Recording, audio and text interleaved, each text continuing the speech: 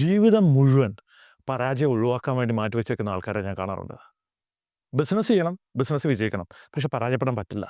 ഞാനായിരുന്ന ആ ആള്.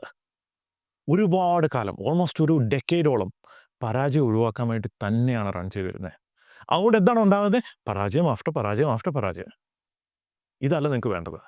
ജീവിതത്തിൽ ബിസിനസ് വിജയിക്കണമെന്നുണ്ടെങ്കിൽ പരാജയപ്പെടാൻ റെഡിയാകണം. എന്ന് പറഞ്ഞാൽ നിങ്ങളുടെ പരാജയം കൊണ്ട് നിങ്ങൾ ഇല്ലാതായി പോകരുത്.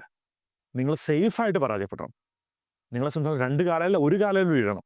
കാലില്ലാതെ നടുവും തല്ലി വീഴരുത്. നിങ്ങൾ സേഫായിട്ട് പരാജയപ്പെടാൻ പഠിക്കുക. പരാജയത്തിന് വേണ്ടി പ്രിപ്പയർ ചെയ്യുക. അയ്യോ, മോട്ടിവേഷൻ സ്പീക്കർ എന്നോട് അങ്ങനെയല്ല പറഞ്ഞേക്കുന്നത്. മോട്ടിവേഷൻ സ്പീക്കർ പറയുന്നത് എനിക്കറിയത്തില്ല.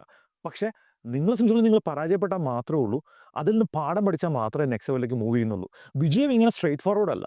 നിങ്ങൾ ഇങ്ങോട്ട് പോയി, ഇങ്ങോട്ട് പോയി, ഇങ്ങോട്ട് പോയി, ഇങ്ങോട്ട് പോയി അവിടെ എത്തുവാണ്. പരാജയപ്പെടുക. പക്ഷെ ഒരു കാര്യം പ്രധാനപ്പെട്ടതാണ്. പരാജയപ്പെടുമ്പോൾ നിങ്ങൾ തന്നെ ആയിരിക്കരുത്. നിങ്ങൾ ആസ് എ ടീമായിരിക്കണം. അപ്പോൾ നിങ്ങളെ പിടിക്കാൻ ആൾക്കാർ പുറകിലുണ്ടാകണം. അങ്ങനെ ഉണ്ടെങ്കിൽ നിങ്ങൾ പരാജയപ്പെട്ടു, പാഠം പഠിക്കുകയാണെങ്കിൽ ചിലപ്പോൾ വീണ്ടും പരാജയപ്പെടും. അവിടുന്ന് പാഠം പഠിക്കുകയാണെങ്കിൽ വീണ്ടും പരാജയപ്പെടും. അവിടുന്ന് പാഠം പഠിക്കുകയാണെങ്കിൽ നിങ്ങൾ ഒരുപക്ഷെ വിജയിച്ചേക്കാം.